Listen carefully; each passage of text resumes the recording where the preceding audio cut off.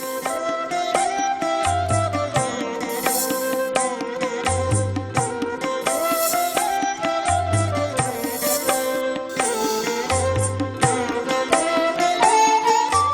ధర్మం ప్రేక్షకులకు నమస్కారం. Shri Gayatri tours and travels ప్రత్యేక కార్యక్రమానికి స్వాగతం, సుస్వాగతం. పరమాద్భుత తీర్థయాత్రలను అతి సునాయాసంగా దర్శింపచేయగలిగే ప్రఖ్యాత అంతర్జాతీయ యాత్రా సంస్థ శ్రీ భరత్ శర్మ గారి ఆధ్వర్యంలో నడుస్తున్నది Shri Gayatri tours and travels. జన్మను చరితార్థం చేసే కైలాస మానస సరోవర యాత్ర, సర్వ పాపాలను ప్రక్షాళన చేసే నేపాల్ పశుపతినాథ్ యాత్ర, జీవన్ముక్తిని ప్రసాదించే చార్ధామ్ యాత్ర, శ్రీరాముడు సీతమ్మ హనుమలతో అనుబంధమై ఉన్న శ్రీలంకలోని పుణ్యక్షేత్రాలు, ఇలా ఒకటేమిటి పృథివీ తలంపైనున్న పుణ్యక్షేత్రాలను సులువుగా చుట్టిరాగలిగిన సంస్థ Shri Gayatri tours and travels. వినాయకుడు ఆది దంపతులను ఎంత సులువుగా ప్రదక్షిణ చేశాడో అంత సులువుగా పృథివీ పుణ్యక్షేత్రాల దర్శనం చేయించడం కేవలం శ్రీ గాయత్రి టూర్స్ అండ్ ట్రావెల్స్కే సుసాధ్యమైంది. అనంతమైన అలౌకిక ఆనందం సంప్రాప్తిస్తుంది. మరి Shri Gayatri tours and travels అధినేత శ్రీ భరత్ శర్మ గారు మనతో ఉన్నారు. మరి ఎన్నో యాత్రలను నిర్వహిస్తూ ఉన్నారు. వాటి వివరాలను వారి మాటలను తెలుసుకుందాం. నమస్కారం భరత్ శర్మ గారు. నమస్తే అమ్మా. భరత్ శర్మ గారు, మరి మీ ఆధ్వర్యంలో ఎన్నో యాత్రలను ఈ సంవత్సరం ప్లాన్ చేశారు. దిగ్విజయంగా ఎన్నో యాత్రలను పూర్తి చేసుకున్నారు. ఎన్నో దైవాలయాల దర్శనాలను కూడా సందర్శింపచేశారు యాత్రికుల ద్వారా. అంటే చాలా సేఫ్టీగా, చాలా వాళ్ళు కూడా గాయత్రి టూర్స్ అండ్ ట్రావెల్స్ అంటేనే ఒక నమ్మకం అని చెప్పేసి భావిస్తూ ఉంటారు. మరి అలాంటిది మొట్టమొదటిగా కైలాస మానస సరోవర యాత్ర, దీని గురించి మాట్లాడుకోవాలి అంటే ప్రతి హిందువు కూడా తమ జన్మలో ఒక్కసారైనా యాత్రను చేయాలి అని భావిస్తూ ఉంటారు. ఈ యాత్ర విశేషాలేంటి, దీని గురించి తెలియచేయండి. ఎస్ అమ్మా, ముందుగా హిందూ ధర్మం ప్రేక్షకులకి నమస్కారం. మనం కైలాష్ అండ్ మానస సరోవర్ యాత్ర అనేటువంటి ఒక యాత్ర పేరు తలుచుకోగానే వినంగానే తల్లి, కైలాస శిఖరే రమ్యే శంకరస్య శివాలయే దేవతాస్తత్ర మోదంతి తన్మే మనశివ సంకల్పమస్తు అని ముక్కోడి దేవతలు సైతం వారు ఒక మనస్సులో ఆనందాన్ని, రమణీయతని పొందడానికి వారి లోకాలన్నీ కూడా వదిలేసి ఈ భూలోకంలో మన భరతవర్షం, మన భరతఖండం, మన జంబూ ద్వీపంలో వెలిసినటువంటి కైలాసగిరిని వారందరూ దర్శించి తరించి సురాసుర పూజితులైనటువంటి పరమేశ్వరుడి చుట్టూ అందరూ పరిక్రమ ప్రదక్షిణ చేస్తూ ఉంటారు అని మనకు శివమహాపురాణం చెప్తూ ఉందమ్మా. ఇందులో మనం గమనిస్తే ఒకసారి మహాన్యాసం చెప్పినటువంటి ఈ శ్లోకానికి మనం బాగా గమనిస్తే దేవతలకి ఆనందాన్ని ఇచ్చేటువంటి కైలాసగిరిని ఇటు మానవ శరీరంతో, మన మాంసపు ముద్దతో, బొందితో కైలాసం అని చెప్పినట్టుగా మన కంటితో, సజీవ నేత్రాలతో మనం దర్శించి తరించేటువంటి ఒక అద్భుతమైన అవకాశాన్ని ఖచ్చితంగా ప్రతి ఒక్కరు వెళ్ళి దర్శించాలనుకుంటారు.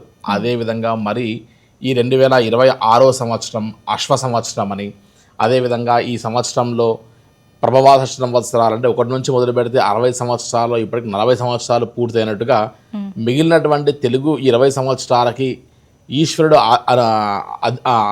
ఈశ్వరుడు వారి యొక్క ఆధిపత్యం వహించేటువంటి ఒక పరిస్థితిలో ఉన్నప్పుడు ఈ సంవత్సరం వెళ్ళి కైలాస యాత్ర చేస్తే మిగతా 20 సంవత్సరాలు కూడా మనకు శివానుగ్రహం లభిస్తుంది అని మనం కోరుకున్నట్టుగా ప్రతీక అని ఈ 2 రకాలుగా చెప్తూ వచ్చినట్టుగా వాతావరణం ఉంటుంది. కాబట్టి కైలాష్ మానస సరోవర యాత్రని ఆ రోజుల్లో మనం గమనిస్తే పురాణ ఇతిహాసాల్లో కూడా మనం వశిష్ఠులు, పంచపాండవులు, గౌతమ బుద్ధుడి యొక్క జన్మగల కారణము కూడా ఈ మానస సరోవరంలో పుణ్యస్నానం ఆచరిస్తేనే మాయాదేవికి బుద్ధుడు జన్మించాడని కూడా బుద్ధ మహాపురాణం చెబుతున్నట్టుగానే ఇటు బుద్ధిస్ట్కి కానీ, జైన్స్కి కానీ, బోన్ మతస్థులకు కానీ, అదేవిధంగా మన హిందువులకి జీవన్ముక్తి యాత్ర, జీవన సాఫల్య యాత్రగా చెప్పేటువంటి యొక్క యాత్రలో మొట్టమొదటి యాత్ర ఈ కైలాస యాత్ర అని చెప్పచ్చమ్మా. భరత్ శర్మ గారు, కైలాస మానస సరోవర యాత్ర అంటేనే చాలా యాత్రలు అతి కష్టంతో కూడుకున్నవి. చాలా ధైర్యం చేసి ఈ యాత్రలకు వెళ్లాల్సి వస్తుంది. కానీ అటువంటి యాత్రల్లో ఇది కూడా ఒకటి కదండి. ఈ యాత్ర అనేది ఏ సమయంలో, ఎప్పుడు, ఎలా చేయొచ్చు అంటారు? కైలాష్ అండ్ మానస సరోవర్ యాత్ర అనేటువంటి ఈ యాత్ర ఏదైతే ఉందో ఒకప్పుడు పరిస్థితుల్లో చూస్తే ఇదంతా కూడా రిస్క్తో కూడుకున్నది, కష్టంతో వెళ్ళేటువంటిది. అక్కడికి వెళ్ళిన తర్వాత ఫెసిలిటీస్ లాంటి వాతావరణాల గురించి భయపడే వాళ్ళమ్మ. కానీ ఈ 2025 సంవత్సరం, గత సంవత్సరం నుంచి మనం గమనిస్తే పర్మిట్స్లో కానీ, వీసాస్లో కానీ, లేకపోతే ఉన్నటువంటి యొక్క ఫుడ్ అండ్ అకామిడేషన్స్లో కానీ ఈచ్ అండ్ ఎవ్రీ ప్లేస్లో చాలా ఇంప్రూవ్మెంట్స్ అయిపోయి ఉన్నాయి. 2 కాళ్ళు లేకుండా, ఒళ్ళు అలవకుండా మనం కైలాస యాత్ర చేసి వచ్చేటువంటి అవకాశం ఉంది తల్లి. ఇప్పుడు ఇందులో మనం గమనిస్తే ఇక్కడ కొన్ని ఏజ్ లిమిట్స్ అనేటువంటి ఒక ప్రక్రియ కనబడుతూ ఉంది. 9 లేదంటే 13 సంవత్సరాల వరకు ఉన్నటువంటి పిల్లలకి ఏంటంటే కాస్త మెచ్యూరిటీ లెవెల్స్ ఉంటాయి కాబట్టి అబో సీ లెవెల్ వెళ్తున్నాం కాబట్టి హై ఆల్టిట్యూడ్ ప్రదేశానికి వెళ్ళి మనకు ఏదైనా తేడా అవుతుంటే బాడీలో కాస్త గిడ్డినెస్ కానీ వామిటింగ్ సెన్సేషన్ తలనొస్తుంటే మనం వ్యక్తపరిచేలాగా ఉండేటట్టుగా మనం 9 to 13 years అంటే వారికి నాలెడ్జ్ అనేటువంటిది ఉంది అనేటువంటి వారిని మనం వదిలిపెడితే అక్కడ నుండి మనం 13 years నుంచి అలా తీసుకోగలిగితే మనం చివరికి 75 years ఉన్న వారు కూడా ఈ యొక్క యాత్ర చేయొచ్చు. 2 కాళ్ళు లేకుండా ఉన్న వాళ్ళే చేస్తే 2 కాళ్ళు ఉన్న వాళ్ళు చేయడానికి ఇంకా అటువంటి సమస్య లేదమ్మా ఇందులో. నిజమండి. ఎస్, అందులో గమనిస్తే మనకు డాక్యుమెంటేషన్ ప్రాసెస్లో మనకు ఒక వ్యాలిడ్ పాస్పోర్ట్ మాత్రమే, అంటే మనం ఒకప్పుడు మన భరతవర్షం, మన భరతఖండం, మన జంబూద్వీపంలో ఉన్నటువంటి ప్రాంతం అయినప్పటికీ ఇది తర్వాత టిబెట్కి వెళ్ళిపోవడం, టిబెట్ని చైనా వారు ఆధీనంలోకి తీసుకోవడం తర్వాత ఇప్పుడు మనం పర్మిట్లు, వీసాలు, ఎన్నెన్నో వ్యవహారాలు చేసుకుంటూ ఫ్లైట్స్, హెలికాప్టర్స్ లాంటి అన్ని ఫెసిలిటీస్ వాడుకుంటూ బార్డర్స్ దాటుకుంటూ ఇమిగ్రేషన్ ఫార్మాలిటీస్ చేసుకుంటూ వెళ్ళేటువంటి యాత్రగా చెప్తున్నాం మనం. కాబట్టి ఇటువంటి తరుణంలో మనం ఈ యొక్క పాస్పోర్ట్ అనేటువంటిది మ్యాండేటరీగా ఉండి చిన్న చిన్న ఫార్మాలిటీస్ మనం ఫిలప్ చేయగలిగితే మనకు పర్మిట్ అండ్ వీసా జాగ్రత్తగా వస్తుంది. కొన్ని రూల్స్ అండ్ రెగ్యులేషన్స్ ప్రకారంగా ఈ రకంగా చైనీస్ వారు సంబంధించినటువంటి రూల్స్ అండ్ రెగ్యులేషన్స్ అన్నింటినీ మనం అనుసారం చేసుకుని ఈ అనుబంధంగా మనం సంబంధించిన పర్మిట్ అండ్ వీసాస్ అన్ని కూడా తీసుకోవడం జరుగుతుందమ్మా.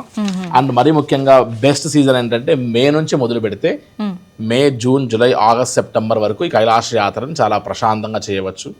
ఇటు రోడ్ రూట్ నుండి కాఠ్మండు నుంచి అయినా సరే, లేదంటే తక్కువ రోజుల్లోనే పూర్తవ్వాలి, మేము 18 రోజులు సమయం పెట్టుకోలేము, రోడ్ రూట్లో వెళ్ళి అంత స్ట్రెయిన్ కాలేము, మనము రోడ్ రూట్లో వెళ్ళి మన యొక్క ఓపిక అంతా కూడా జర్నీలో పూర్తి చేసుకుంటే మనం కైలాస యాత్ర యొక్క పరిక్రమ అనేటువంటిది నెక్స్ట్ లెవెల్ అనుభూతి ఇస్తుందమ్మా. కాబట్టి ఆ పరిక్రమ చేయడంలో ఫెయిల్ అయిపోతామనేటువంటి ఉద్దేశంతో హెలికాప్టర్ రూట్ ఎక్కువ ప్రిఫర్ చేస్తారు. సుమారుగా 10 రోజుల్లోనే ఈ కైలాసన్ మానసరోవర్ యాత్ర ఇంక్లూడింగ్ ఫస్ట్ రోజు 14, సెకండ్ రోజు 20, థర్డ్ రోజు 14 కిలోమీటర్లకు సంబంధించిన పరిక్రమ కూడా చేసి చాలా ప్రశాంతంగా వచ్చేటువంటి ఒక మార్గము అని చెప్పచ్చమ్మా మనం. భరత్ శర్మ గారు, Shri Gayatri tours and travels ద్వారా ఎన్నో యాత్రలు నిర్వహిస్తూ ఉన్నారు. మానస సరోవర యాత్ర తరువాత మరొక యాత్రను తీసుకుంటే గనక శ్రీలంక యాత్ర. అసలు శ్రీలంక విశిష్టత ఏంటండి? ఈ శ్రీలంక యాత్రలో ఏ ప్రదేశాలు సందర్శించవచ్చు, ఏ దేవాలను దర్శించుకోవచ్చండి? ఎస్ అమ్మ, యాక్చువల్గా శ్రీలంక అనగానే మనకు మొట్టమొదటిగా గుర్తొచ్చేటువంటి యొక్క ప్రదేశం లంకాయాం శాంకరీదేవి అని.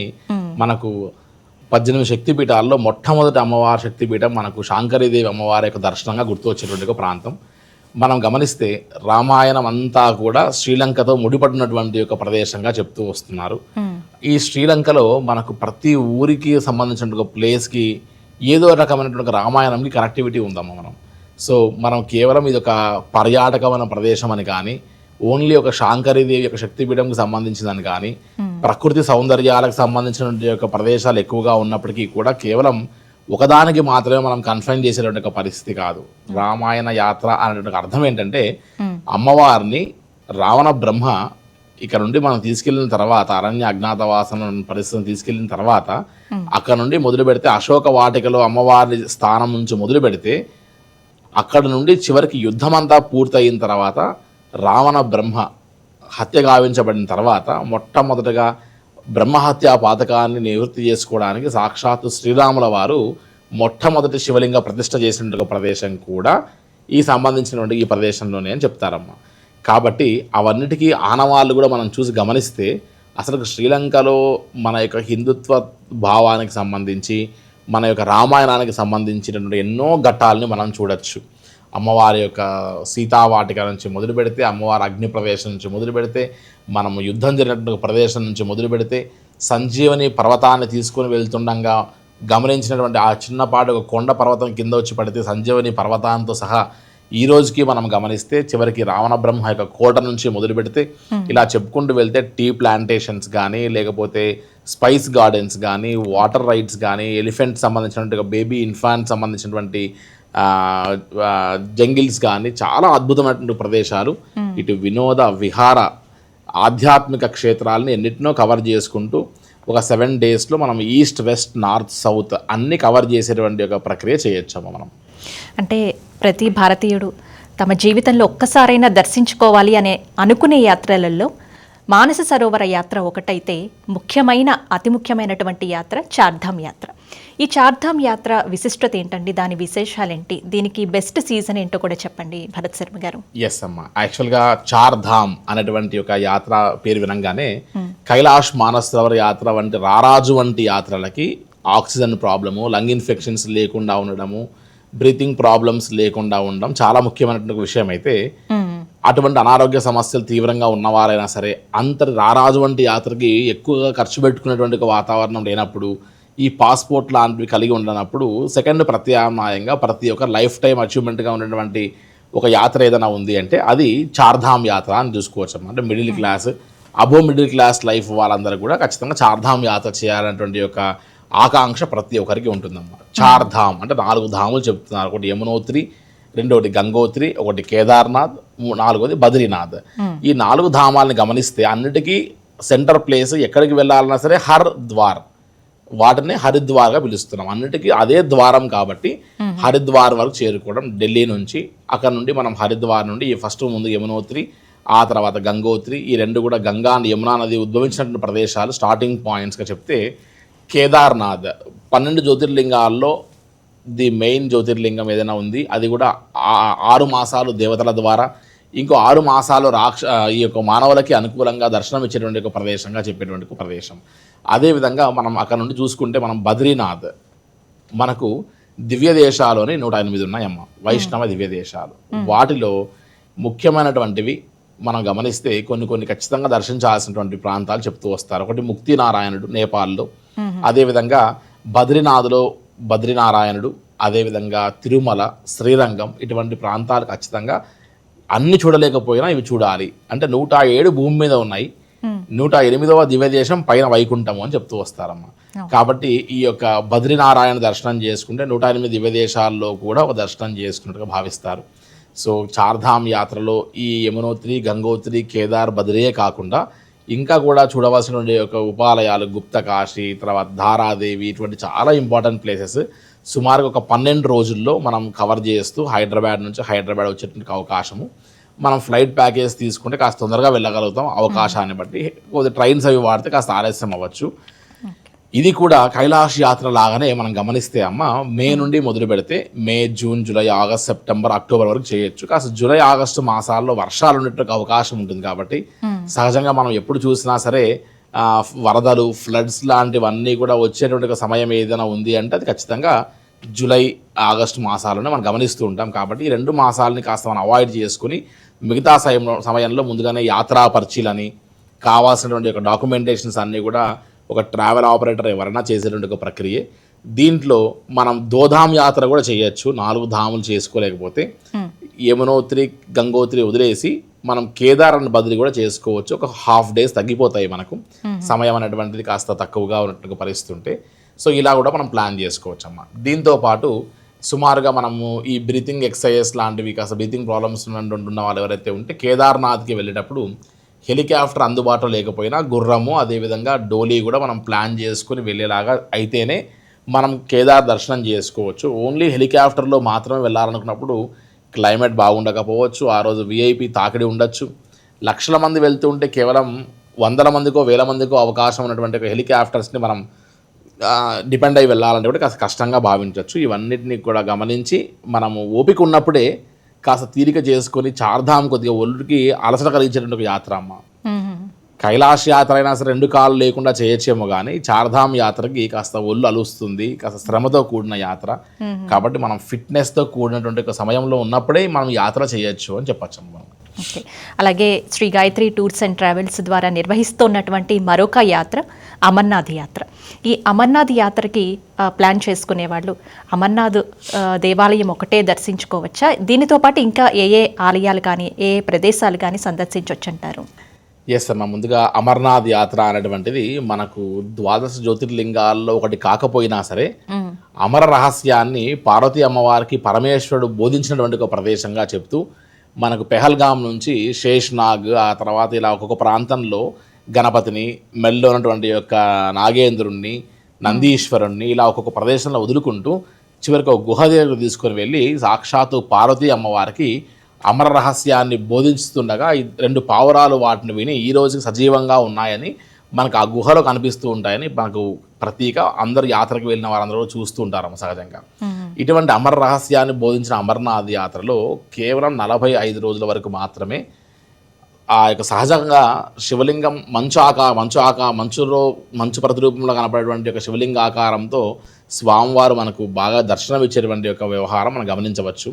సో ఇక నుండి మనం ఢిల్లీ వరకు వెళ్ళి మనము అటువైపున అన్ని కవర్ చేసుకుని రావాలి అని అంటే మనము ఇక్కడ నుంచి ఢిల్లీ వెళ్ళి ఢిల్లీ నుండి కురుక్షేత్రం అనే ప్రదేశానికి వెళ్ళి మనకు కురుక్షేత్రం అంతా కూడా దర్శనం చేసుకుని అక్కడ నుంచి పంచమాతృకలు నైనాదేవి, వజ్రేశ్వరి, కాంగ్నాదేవి, చాముండ, చింతపూర్ణ అని అమ్మవారు 5 దర్శనం చేసుకుని వైష్ణవి దేవి దర్శనం కూడా చేసుకుని కాట్రాలో అక్కడ నుండి శ్రీనగర్ వెళ్ళి కాస్త శ్రీనగర్ నుండి మనం ఆదిశంకరాచార్య స్వామి వారి యొక్క మఠాన్ని, అదేవిధంగా లోకల్లో ఉన్నటువంటి ఒక గార్డెన్స్ అవన్నీ కూడా చూడవలసిన శ్రీనగర్ సౌందర్యాలన్నీ కూడా చూసి అక్కడ నుండి మనం వెంటనే బాల్టాల్ వరకు వెళ్ళి బాల్టాల్ నుండి మనము అమర్నాథ్ యాత్రకు సంబంధించినటువంటి యొక్క రూట్లో 13 కిలోమీటర్లే ట్రెక్కింగ్ ఉంటుంది. ఆ 13 కిలోమీటర్లు మనం డోలీ కానీ గుర్రం కానీ చేయొచ్చు. ఇది కాకుండా అసలు పెద్ద రూట్ యాక్చువల్గా చేయవలసినటువంటి ఒక పెహల్గాం రూట్ నుంచి వెళ్తే కాస్త స్ట్రెయిన్ అవుతుంది, ఒక 3 రోజులు ఎక్కువగా పడుతుంది, అది కాస్త ఇబ్బందికరంగా ఫీల్ అయ్యేటువంటిది. సో పెహల్గాం నుంచి కానీ బాల్టాల్ నుంచి కానీ గమనిస్తే బాల్టాల్ అనేటువంటిది కాస్త అనుకూలంగా జాగ్రత్తగా కాస్త తక్కువ స్ట్రెయిన్తో కూడినటువంటిది అని చెప్పచ్చు. సహజంగా జూలై ఫస్ట్ వీక్లోనే అమర్నాథ్కి మనం ప్లాన్ చేసుకోవాలి. ఎందుకంటే మంచు అంతా కూడా స్టార్ట్ అయ్యి ఆ మంచు లింగాకారం అంతా కూడా మనం వెళ్ళేటువంటి వారి భక్తుల యొక్క తాకిడికి ఆ ఉష్ణోగ్రతకి తగ్గిపోతూ వస్తూ ఉంటుందమ్మా. కాబట్టి సుమారుగా ఒక 6-7 ఫీట్లుగా కనబడేటువంటి ఒక స్వామివారు ఒక 10-15 రోజుల తర్వాత తగ్గుతూ ఒక 1 ఫీట్ 2 ఫీట్ వరకు మనం దర్శనం ఇస్తామంటారు తర్వాత. కాబట్టి మొదట్లోనే వెళ్ళి స్వామివారి దర్శనం చేసుకుంటే చాలా బ్రహ్మాండంగా ఉంటుంది. అమర్నాథ్ యాత్రకు వస్తే అమ్మ ఇందాక అడిగినట్టుగా ఏజ్ లిమిట్ లాంటివి ఉంటాయి. ఇందులో ఖచ్చితంగా 70 ఇయర్స్ వరకు మాత్రం అవకాశం. కాబట్టి 70 లోగా ఉన్న వారికి మాత్రమే యాత్రా పర్చి ఇస్తారు బ్యాంక్స్లో, పంజాబ్ నేషనల్ బ్యాంక్లో వాటిలో తీసుకొని చేయొచ్చు. మనలాంటి ట్రావెల్ ఆపరేటర్ ఎవరిని సంప్రదించినా తెలుగు వారి ఫుడ్ ఈచ్ అండ్ ఎవ్రీ యాత్రల్లో కూడా మన సౌత్ ఇండియన్ ఫుడ్ లేనిది వారంతా కూడా ఆ యొక్క సంబంధించినటువంటి వాతావరణాల్లో నార్త్ ఇండియాలో మిగతా దేశాలకు వెళ్ళినప్పుడు మన ఫుడ్ అనేటువంటిది వారికి ఇక్కడ అందుబాటులో లేకపోతే ఆ 10 రోజుల యాత్ర అనేటువంటి సాగడం కష్టంగా ఉంటుంది. సో ఇలా మనం ప్లాన్ చేసుకోవచ్చు. ఎవరైనా సరే ఇన్ని రోజులు మనం పెట్టుకోలేము, 12-13 రోజులు కాస్త ఇబ్బందిగా ఉందనుకున్నప్పుడు 4 డేస్లో కూడా డైరెక్ట్గా మనం శ్రీనగర్ నుంచి మనం మొదలుపెట్టి శ్రీనగర్ తర్వాత నుంచి మనం అమర్నాథ్ యాత్ర బాల్టాల్ ద్వారా చేసుకొని మళ్ళీ కూడా మనం హైదరాబాద్కి జస్ట్ 4 డేస్లో కూడా రావచ్చు. సో దీన్ని కస్టమైజ్ చేసుకొని మన యొక్క సమయాన్ని బట్టి మనం జాగ్రత్తగా ప్లాన్ చేసుకోవాల్సి వస్తుందమ్మా. అయితే ఈ సంవత్సరం చేస్తున్నటువంటి మీరు నిర్వహిస్తున్నటువంటి మీ సంస్థ ద్వారా మరొక యాత్ర నేపాల్ యాత్ర. అసలు నేపాల్ విశిష్టత ఏంటండి? ఇక్కడేమేమి దర్శించుకోవచ్చు అంటారు ఈ యాత్రలో? ఎస్ అమ్మ, యాక్చువల్గా నేపాల్ ముక్తినాథ్ యాత్ర అనగానే ఒక పక్కన మనకు శ్రీలంక లాగా, ఇంకో పక్కన మనకు నేపాల్ దేశం కూడా చాలా మిత్ర దేశంగా. శ్రీలంక వెళ్ళాలంటే కూడా పాస్పోర్ట్ అవసరం, వీసా ఆన్ అరైవలే ఇస్తారు. కాబట్టి కనీసం నేపాల్కి వెళ్ళాలంటే మనకు పాస్పోర్ట్ లేకుండా కూడా వెళ్ళేటువంటి ఒక యాత్రగా చెప్పచ్చు, మనకు మిత్రదేశంగా చెప్పచ్చు. అయితే నేపాల్ ముక్తినాథ్ యాత్ర అనేటువంటి యాత్రలో నేపాల్ రాజ్యంలో ఒకసారి చూసుకుంటే ఒకప్పటి గోర్ఖా రాజ్యంగా 90% పైన హిందుత్వ భావాలు కలిగినటువంటి ఒక దేశంగా చెప్పేటువంటి దేశం నేపాల్. అయితే సాక్షాత్తు పశుపతినాథుడు అంటే స్వామివారే అమ్మవారిద్దరు కూడా ఏకాంతం కోసం వారు వెళ్ళి నివసించినటువంటి ఒక ప్రదేశం, ప్రకృతి రమణీయతతో కూడిన ఒక ప్రదేశంగా చెప్పేటువంటిది ఈ యొక్క నేపాల్ యాత్ర అని చెప్తారు. ఇందులో మనం గమనిస్తే మనం ఎన్నెన్ని విశేషమైనటువంటి ప్రదేశాలు చూడొచ్చు అంటే 12 జ్యోతిర్లింగాలు 12 కూడా పూర్తయిన తర్వాత అక్కడ నుండి మొదలు పెడితే ఎక్కడ చూసినా సరే 12 జ్యోతిర్లింగాల్లో సౌరాష్ట్రే సోమనాథం నుంచి మొదలు పెడితే కాశీ మిగతా ఎక్కడ చూసినా కేదారాన్ని కూడా లింగాకారాల్లో కనిపించేటువంటి యొక్క వ్యవహారాలు. కానీ ఒక్క పశుపతినాథ్ దగ్గరికి వస్తే మాత్రమే ఈ 12 జ్యోతిర్లింగాలు లింగాకారం అంతా కూడా దర్శనం అయిన తర్వాత చివరికి పంచముఖ స్వరూపంగా సద్యోజాత, వామదేవ, తత్పురుష, అఘోర, ఈశాన రూపాలలో మనకు స్వామివారు 5 ముఖాలుగా దర్శనం ఇస్తూ 4 ద్వారాల ద్వారా దర్శనం ఇచ్చేటువంటి ఏకైక ప్రదేశంగా, ఏకైక ఆలయంగా మనం దర్శనం ఇచ్చేటువంటి యొక్క స్వామివారు పశుపతినాథుడు. సో అక్కడ నుండి పక్కనే గుహేశ్వరి అమ్మవారు శక్తిపీఠం, తర్వాత బుఢా నీలకంఠన్ జలనారాయణ. ఇక్కడ మరీ విశేషం ఏంటంటే కేదార్నాథ్లో స్వామివారి యొక్క లింగం మాత్రం మనకు నందీశ్వరుడు మోపురం ఎట్లా ఉంటుందో ఆ మోపురంలా కనబడుతూ ఉంటుంది. కానీ ముఖం మాత్రం ఎక్కడ ఉంది, డోలేశ్వర్ మహాదేవ్ అని నేపాల్లో ఉంది. కాబట్టి చార్ధామ్ యాత్ర చేసిన వారికి ఆ యాత్ర సంపూర్ణం అవ్వాలి అని అంటే మళ్ళీ నేపాల్ ముక్తినాథ్ యాత్రలో ఖచ్చితంగా కాఠ్మండులో ఉన్నటువంటి యొక్క డోలేశ్వర్ మహాదేవ్ దర్శనం చేసుకుంటేనే చార్ధామ్ యాత్ర ఫుల్ఫిల్ అవుతుందని చెప్తారమ్మా. కాబట్టి ఇది కూడా కాస్త బాగా దృష్టిలో పెట్టుకోవాల్సినటువంటిది. సో ఓన్లీ ఇవే కాకుండా మనం అక్కడ నుండి మనోకామన అమ్మవారి దర్శనం చేసుకుని రోప్వేలో ఒక 120 కిలోమీటర్స్ దూరంలో ఆ రోప్వేలో వెళ్ళి మనసులో ఏది కోరుకుంటే అది కోరిక నెరవేర్చేటువంటి ఒక అద్భుతమైనటువంటి యొక్క శక్తిపీఠంగా భావించేటువంటి ఆలయం అమ్మవారి యొక్క ఆలయం మనోకామనాదేవి. నేను చాలాసార్లు వెళ్ళి నేను ఏ అప్లికేషన్ పెట్టినా సరే ఇంతవరకు ఏది పెండింగ్ లేకున్నటువంటి ఒక ఆలయం అదొక్కటే తల్లి. కాబట్టి చాలా విశేషమైనటువంటి ఒక ఆలయం. అక్కడ నుండి మనం పోఖ్రా వస్తాం. అక్కడ నుండి మళ్ళీ మన లోకల్ సైట్ సీయింగ్స్ అని చూసుకొని వారాహి అమ్మవారి టెంపుల్ ఫీవా లేక్ మధ్యలో ఉంటుంది, చాలా శక్తివంతమైనటువంటిది. పోఖ్రాలో లోకల్ సైట్ సీయింగ్ అని కూడా చూసుకొని ముక్తినారాయణ దగ్గరికి వెళ్ళాలంటే మనం జామ్సమ్కి మనం ఫ్లైట్లో చార్టర్డ్ ఫ్లైట్లో వెళ్తాం. ఒకప్పుడు రోడ్డు బాగుండకపోయేది, 12-13 అవర్స్ పట్టేది. ఇప్పుడు ఓన్లీ 5 to 6 అవర్స్ రోడ్ చాలా బ్రహ్మాండంగా అయితే జాగ్రత్తగా వెళ్ళొచ్చు మనం. సో ముక్తినాథ్కి ఒక 27 కిలోమీటర్ల దూరంలో మనం గండకీ నదిలో ట్రావెల్ చేస్తూ చాలా గ్రామాలు ఎక్కడైతే మనకు ఉద్భవిస్తున్నాయి ఆ ప్రదేశానికి వెళ్ళి ట్రావెల్ చేస్తూ సాక్షాత్ ఒక 365 మెట్లు ఎక్కి ఒక 3 కిలోమీటర్లు మాత్రమే నడుస్తూ స్వామివారి యొక్క ఆలయాన్ని 7 కొండల మధ్యలో, సప్త ఋషుల మధ్యలో, మంచు కొండల మధ్యలో స్వామివారు తపస్సు చేస్తున్నట్టుగా ఇందాక చెప్పినట్టుగా 108 దివ్య దేశాల్లో ఇది మెయిన్ ప్రధానమైనటువంటి యొక్క ముక్తిని ప్రసాదించినటువంటి ఆలయం. కాబట్టి స్వామివారి దేవాలయం చుట్టూ 108 నందీశ్వరుల నోట్లలోంచి ధారలు వస్తూ ఉంటాయి. సో అక్కడికి వెళ్ళి ఆ ధారల్లో వచ్చే నీటిని ప్రోక్షణ చేసినా సరే సమస్త తీర్థాల్లో మనం పుణ్యస్నానం చేసినట్టుగా 108 దివ్య దేశాల యొక్క అనుగ్రహం మనం లభించినట్టుగా భావిస్తూ వస్తారమ్మ. సో చాలా ప్రధానమైనటువంటి యొక్క ఆలయంగా అని చెప్పచ్చు. అక్కడ నుండి మనం తిరిగి మళ్ళీ జామ్సం వచ్చేసి అక్కడ నుంచి పోఖ్రా వచ్చి మనం బుద్ధుడికి ఫస్ట్ బర్త్ ప్లేస్ ఏదైతే ఉందో ఆ బర్త్ ప్లేస్ లుంబినిని దర్శనం చేసుకుని మనం జనక్పురిలో జనక మహారాజు యొక్క దర్బారు, సీతమ్మ వారు దొరికినటువంటి యొక్క సీతామడి అనేటువంటి ప్రదేశము, ధనుషాధామ్ ధనుస్సుని విరిచినటువంటి యొక్క ప్రదేశము, ఇవన్నిటినీ మనం పూర్తి చేసుకుని చాలా జాగ్రత్తగా ఈ యొక్క నేపాల్ యాత్రను పూర్తి చేసుకోవచ్చు. సుమారుగా ఒక 8-9 రోజుల్లో చాలా ప్రశాంతంగా ఏ ప్రాంతం వదలకుండా నేపాల్ని కవర్ చేయొచ్చు. నేపాల్ యాత్రకి ఒక ఆగస్టులో మాత్రమే వర్షాలు పడతాయి తప్ప మిగతా అన్ని సమయాల్లో మనం ఈ యాత్ర చేయడానికి అనుకూలమైన సమయము అని చెప్పచ్చు. బ్రీతింగ్ ప్రాబ్లం లాంటివి ఏదైనా ఉంటే, హై ఆల్టిట్యూడ్ సిక్నెస్ ఏదైనా ఉంటే ఈ నేపాల్లో ముక్తినాథ్ దగ్గర లైట్గా అవకాశం ఉంటుంది తప్ప పెద్దగా ఎక్కడ కూడా సమస్య లేదు. అండ్ కైలాష్ మానసరోవర్ యాత్ర చేసేటువంటి ప్రతి ఒక్కరికి ఈ నేపాల్ యాత్ర అనేటువంటిది ఒక డెమో లాగా ఉపయోగపడుతుందమ్మా. అంటే క్లైమేట్, అక్లమటైజేషన్, హిల్ ఏరియాలో మన ప్రయాణము, ముక్తినాథ్ దగ్గర ఉన్నటువంటి ఆ యొక్క సబ్కాన్షియస్ మైండ్లో మనము హై ఆల్టిట్యూడ్లో ఎట్లా సెట్ అవుతాం అనేటువంటిది ఒక డెమో లాగా ఉపయోగపడుతుందని చెప్పచ్చమ్మా మనం. అయితే చివరిగా తమిళనాడు యాత్ర కూడా మీరు ప్లాన్ చేస్తున్నారని విన్నామండి. దీని విశేషాలేంటి? తమిళనాడులో ఏ ఏ ప్రదేశాలను సందర్శించవచ్చు, ఏ ఏ ఆలయాలను దర్శించుకోవచ్చు అంటారు ఈ యాత్రలో? ఎస్ అమ్మ, యాక్చువల్గా తమిళనాడు అనేటువంటి ఒక ప్రదేశం గురించి మనం విన్నా ఆలోచించినా మనకు ల్యాండ్ ఆఫ్ టెంపుల్స్ అనే ఒక పదం వినపడుతుందమ్మా. దేవతలకు సంబంధించినటువంటి ఒక నిలయం అంతా అక్కడే ఉందా, ఇటు శివకేశవులకు ఇద్దరికీ ప్రీతికరమైనటువంటి ఆలయాలన్నీ అక్కడే ఉన్నాయా అన్నటువంటి ఒక వాతావరణం గమనించవచ్చు.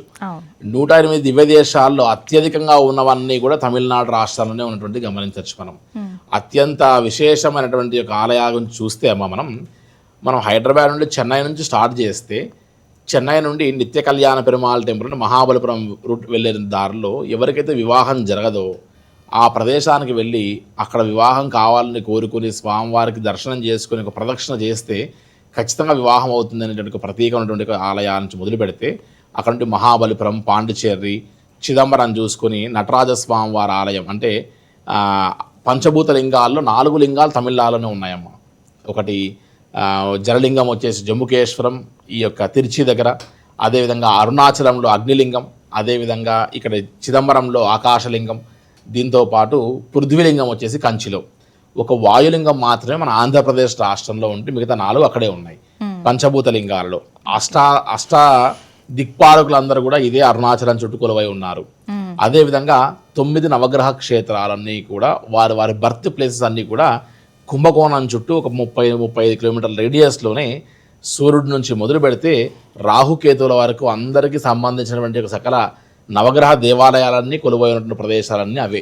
జీవితంలో ఒక్కసారైనా సరే ఆ యొక్క నవగ్రహ క్షేత్రాలను దర్శిస్తే మనకు ఉన్నటువంటి యొక్క సకల దోషాలు పాపాలన్నీ కూడా నివృత్తి అవుతాయని, జాతకరీత్యా మన తలరాత మనం ఎవరు మార్చలేరా, నీ తలరాత ఇంతే అని చెప్తుంటారు. అటువంటి తలరాతను కూడా మార్చేటువంటి ఒక దేవాలయం బ్రహ్మపురేశ్వర ఆలయం అని తిరుచికి చాలా దగ్గరలో ఉంటుంది.